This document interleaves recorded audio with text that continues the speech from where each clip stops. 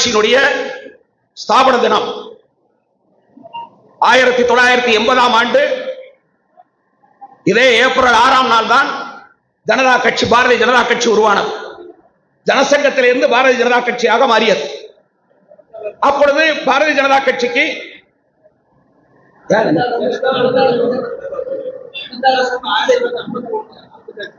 அதுல பாரதிய ஜனதா கட்சி ஏப்ரல் 6ஆம் தேதி இன்றைக்கு உருவானது. 47 ஆண்டுகள் ஆகிறது. இன்றைக்கு 47 ஆண்டுகள். இதை நான் எதற்கு சொல்ல வருகிறேன் என்றால், பாரதிய ஜனதா கட்சியுடைய வரலாற்றை சொல்வதற்காக அல்ல. ஆனால் பாரதிய ஜனதா கட்சியினுடைய தாமரை சின்னம் இருக்கிறது. இந்த தாமரை சின்னத்தை அறிமுகப்படுத்தியவர்கள் எம்ஜிஆர் தொண்டர்கள் என்பதை உலகத்துக்கு ஒரு கண் உணர்த்த வேண்டும்.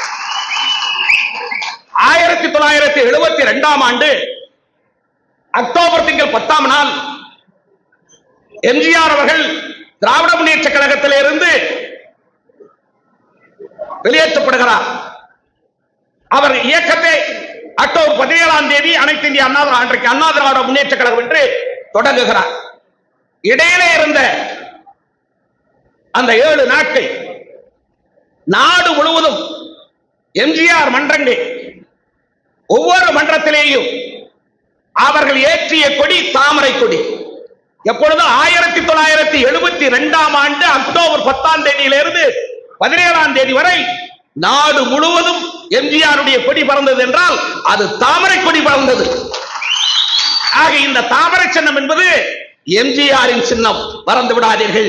ஆகவே இந்த நாட்டுக்கு எம்ஜிஆர் மன்றம் தந்த சின்னம், அந்த சின்னம் தான் இன்றைக்கு பாரதிய ஜனதா கட்சியினுடைய அகில உலகத்தை ஆளுகிற சின்னமாக இருக்கிறது. பாரத தேசத்தை மட்டுமல்ல, அகில உலகத்திற்கும் இன்றைக்கு இந்தியா வழிகாட்டுகிறது என்றால், அகில உலகத்தையும் இன்றைக்கு பாரத தேசம் வழிநடத்துகிறது என்றால், பாரத பிரதமர் நரேந்திர மோடியினுடைய சிந்தனை, ஆற்றல், செயல், அதனுடைய வழிபாடு, அதற்கான சின்னம் அன்றைக்கு பெறப்பட்டது என்றால், அந்த இன்றைக்கு அந்த சின்னம் தலையிலே இருந்து வெற்றி பெற்று ஆட்சி விடத்திலே எம்ஜிஆருடைய இயக்கமாக இருக்கிற அனைத்து இந்திய அண்ணா திராவிட முன்னேற்ற கழகத்தை, அதனுடைய பொதுச் செயலாளரை எடப்பாடியாரை முதலமைச்சராக்குவதற்கும் இது உதவ வேண்டும். அதற்காக ஒவ்வொரு எம்ஜிஆர் தொண்டனும் உயிர் கொடுத்து உழைத்திட வேண்டும் என்று கேட்டு விடைபெறுகிறேன். நன்றி, வணக்கம்.